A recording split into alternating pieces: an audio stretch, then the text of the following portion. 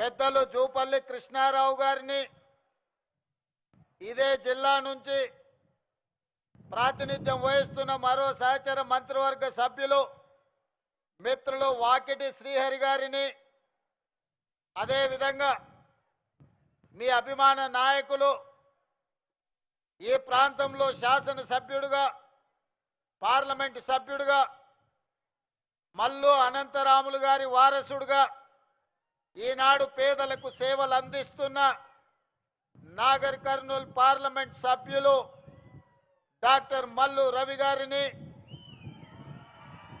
అదేవిధంగా మాజీ పార్లమెంట్ సభ్యులు, ప్రభుత్వ సలహాదారులు పెద్దలు జితేందర్ రెడ్డి గారిని, అదేవిధంగా రాజ్యసభ సభ్యులు మిత్రులు వేం నరేందర్ రెడ్డి గారిని, అదేవిధంగా దేవరకద్ర శాసనసభ్యులు మిత్రులు మధుసూదన్ రెడ్డి గారిని, కల్వకుర్తి శాసనసభ్యులు మిత్రులు కసిరెడ్డి నారాయణ రెడ్డి గారిని, షాద్నగర్ శాసనసభ్యులు ఈర్లపల్లి శంకర్ గారిని, నా సొంత గ్రామానికి శాసనసభ్యులైన అచ్చంపేట శాసనసభ్యులు డాక్టర్ వంశీ కృష్ణ గారిని, అదేవిధంగా వనపర్తి శాసనసభ్యులు మేఘారెడ్డి గారిని, పరిగి శాసనసభ్యులు రామ్మోహన్ రెడ్డి గారిని, జూబ్లీ హిల్స్ శాసనసభ్యులు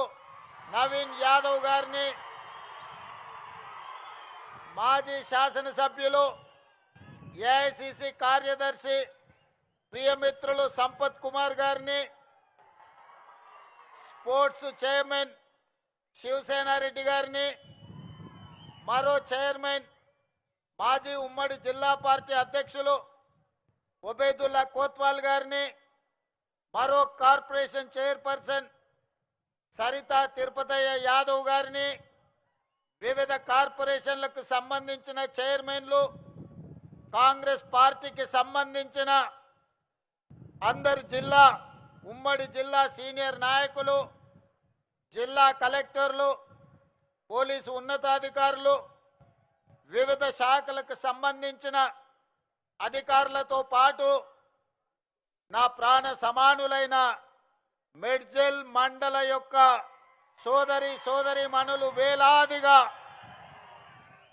ఈరోజు ఇక్కడికి తరలి వచ్చి మా సోదరుడు, మా మిత్రుడు, మా సహచరుడు మాతో పాటు గ్రామాలు తిరిగి తండాలు పర్యటించి ఈ ప్రాంత సమస్యలు తెలిసిన, మేము ఎప్పుడైనా అన్నా అని పిలుచుకునే మా రేవంత్ అన్న వచ్చిండు కలవాల్సిందే అని చెప్పి నాడు వేలాదిగా మీరు వచ్చి ఒక పక్కన ఉరుములు ఉరిమిన, పిడుగులు పడిన, ఈ వాన తుఫాన్ అయినా కలిసి తీరవలసిందే, ఈ సమావేశాన్ని దిగ్విజయం చేయవలసిందే అని ఒక గుండె ధైర్యంతో మీరందరు ఇక్కడికి వచ్చినందుకు మనస్ఫూర్తిగా ధన్యవాదాలు, కృతజ్ఞతలు తెలియజేస్తున్నా.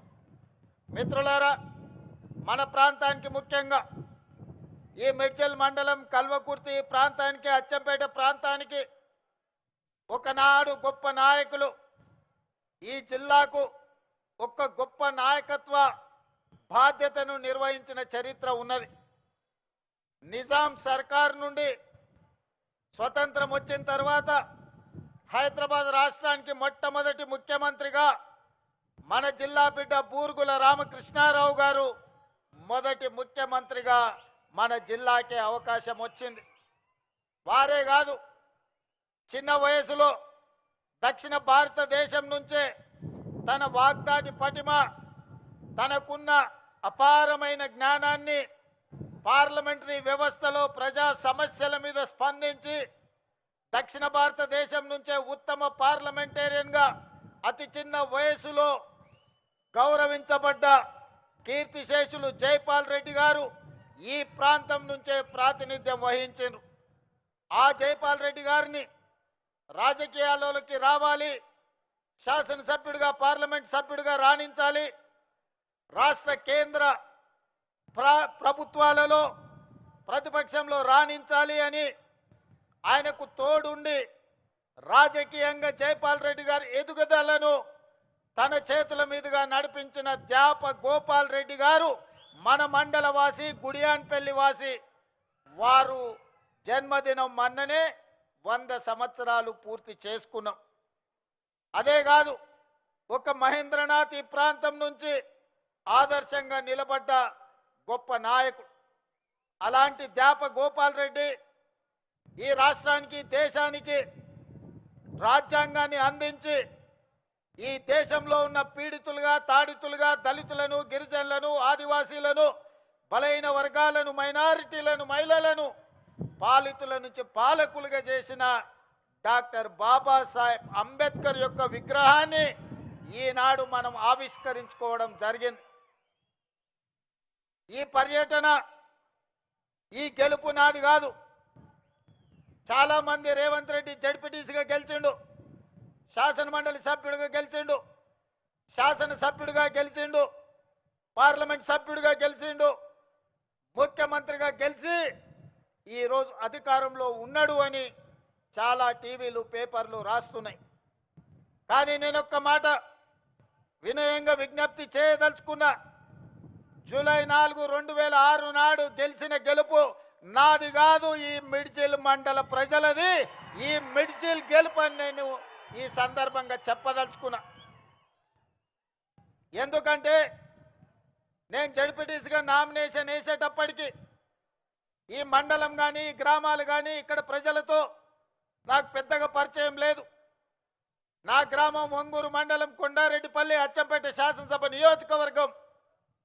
ఆనాడు మిత్రుల సూచన మేరకు ఈ మిడ్జిల్ మండలంలో జిల్లా పరిషత్ మెంబర్గా, ఇండిపెండెంట్ సభ్యుడిగా నేను ఇక్కడ పోటీ చేయడం జరిగింది. ఆనాడు కప్పు శాసర్ గుర్తు ఎన్నికల్లో కేటాయించింది. కానీ అదే ఇక్కడ డాక్టర్ వైఎస్ రాజశేఖర రెడ్డి గారు మిత్రుడు రబ్బానీని జడ్పీటీసీ సభ్యుడిగా పెట్టి జిల్లా పరిషత్ చైర్మన్ చేయడానికి ఒక కాంగ్రెస్ సీనియర్ నాయకుడిని, జిల్లా పరిషత్ చైర్మన్ కాగలిగిన అభ్యర్థిని ఇక్కడ ఎన్నికల్లో పెట్టినా ఆనాడు మీరేం ఆలోచన చేసిండ్రో, ఆనాడు ఎందుకు మీరందరూ ఉప్పెనై నిర్ణయం తీసుకున్నారో, ఆనాడు ఒక యువకుణ్ణి మొదటిసారి మీ గ్రామాలకు, మీ ఇంటికి వచ్చిన ఒక యువకుని జిల్లా పరిషత్ మెంబర్గా మీరు ఆశీర్వదించిండ్రు అని అంటే మీ ఆలోచనలు, మీ నిర్ణయం గొప్ప నిర్ణయం అని చెప్పి ఈరోజు నిరూపించబడ్డది. అందుకే ఆనాడు గెలుచుంటే మిత్రుడు రబ్బాని జిల్లా పరిషత్ చైర్పర్సన్ అయి ఉండేవాడని ఇంతకుముందు మా మిత్రుడు బట్టి విక్రమార్క గారు నాకు గుర్తు చేసింది. నేను ఉప ముఖ్యమంత్రి గారికి ఒక సూచన చేస్తున్నా. నా వల్ల ఎవరికైనా ఎంతో కొంత సాయం కావాలి, నా వల్ల ఊరుకు, మండలానికి ప్రయోజనం చేకూరాలి, నా వల్ల ఎవరికి నష్టం, కష్టం రాకూడదనేదే నా ఆలోచన, నా ఆశయం. అందుకే ఉప ముఖ్యమంత్రి గారికి, జడ్చర్ల శాసనసభ్యుడికి, పార్లమెంట్ సభ్యుడు మల్లు రవి గారికి ఒక విజ్ఞప్తి చేస్తున్నా. ఆనాడు నా మీద ఓడిన రబ్బానికి ఈనాటి ప్రభుత్వంలో ఒక మంచి బాధ్యత ఇవ్వండి. ఎందుకంటే సర్పంచ్గా, సింగిల్ విండో చైర్మన్గా, బ్లాక్ కాంగ్రెస్ ప్రెసిడెంట్గా ఈ ప్రాంత ప్రజలకు దాదాపుగా 35 సంవత్సరాలు రబ్బాని సేవలు అందించండి. మరి ఆనాడు అనుకోని పరిస్థితుల్లో రబ్బాని గారు ఓటమి చెందిరు, నేను గెలిచిన. మరి ఈనాడు మీరు, నేను అతనికి అవకాశం ఇవ్వడానికి మన చేతిలో బాధ్యత ఉన్నది. అందుకే మీరు బాధ్యత తీసుకోవాల్సిందిగా మా ఉప ముఖ్యమంత్రి వర్యులు బట్టి విక్రమార్క గారికి నేను సూచన చేస్తున్నా. అదేవిధంగా మిత్రులారా, ఆనాడు జడ్పీటీసీగా నాతో పాటు పనిచేసిన ఎంపీటీసీలు, సర్పంచులు వాగులు దాటడానికి, వాగుల్లో ఇసుక దొంగలిస్తుంటే వాగులు దాటేటప్పుడు మనుషులు కొట్టుకుపోయి చచ్చిపోయినారు. చాలా గ్రామాలకు రోడ్లు లేవు, చాలా గ్రామాలలో అభివృద్ధి లేదు. ఆనాడు ఉమ్మడి మహబూబ్ నగర్ జిల్లాలో ఈ మిడ్జిల్ మండలాన్ని, అదేవిధంగా గద్వాలు శాసనసభ నియోజకవర్గంలో గట్టు మండలాన్ని డార్క్ మండలాలుగా ప్రకటించారు. డార్క్ మండలాలంటే 360 డిగ్రీస్ వెనుకబడి విద్య కానీ, వైద్యం కానీ, తాగునీరు కానీ, సాగునీరు కానీ, విద్యుత్తు కానీ ఎలాంటి సౌకర్యాలు లేని అత్యంత వెనుకబడిన ప్రాంతాలను డార్క్ మండలాలుగా, భూమిలో ఉండే నీళ్లు కూడా అందుబాటులో లేని మండలాలను డార్క్ మండలాలుగా ప్రకటించారు. మరి అత్యంత వెనుకబడిన మండలమైన ప్రజలు చైతన్యంతో చీకటి మండలంగా పిలువబడే ఈ మండలం, ఆ చీకట్లో నుంచి ఒక వెలుగు రేఖ రావాలి, మా జీవితాలు, మా తలరాతలు మార్చాలి, మా మండలం బాగుపడాలి అని 2006లో తీసుకున్న నిర్ణయం ఈనాడు తెలంగాణ రాష్ట్ర ముఖ్యమంత్రిగా ఒక అవకాశం నాకు వచ్చింది. మరి ఈ మండలానికి కృతజ్ఞత చెల్లించాల్సిన బాధ్యత నా మీద లేదా? అందుకే సహచర మంత్రివర్గ సభ్యుల్ని అనుమతి తీసుకొని ఈ మండలంలో ప్రతి గ్రామానికి